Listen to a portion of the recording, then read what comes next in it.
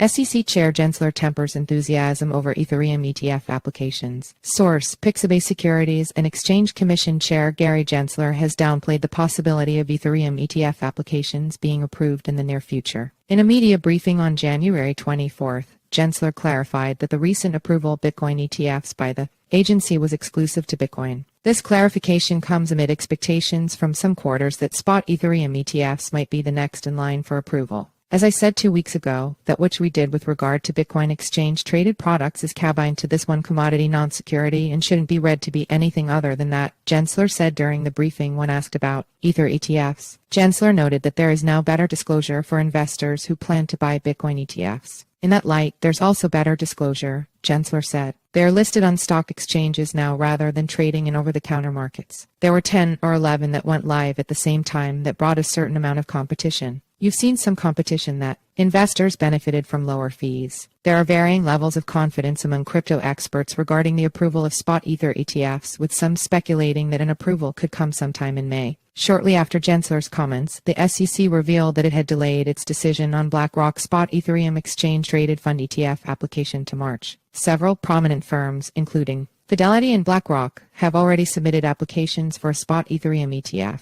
On January 10, the agency greenlit the approval of 11 spot Bitcoin ETFs, a move that followed a D.C. court's decision by 3 judges. However, the court ruled that the SEC needed to re-examine a bid related to Grayscale's spot Bitcoin ETF application. The SEC's legal disputes. The SEC is currently entangled in legal battles with crypto exchanges Binance and Coinbase. Gensler, when asked about his thoughts on the current cases, reiterated that non-compliant crypto companies were not necessarily providing appropriate disclosures. But stepping back from any one case, I just think that the investing public, if they're interested in investing in crypto securities, they should be aware and careful that these crypto security tokens are not necessarily giving them the appropriate disclosures, and they are not getting those disclosures from these non-compliant token operators, Gensler said. Follow us on Google News.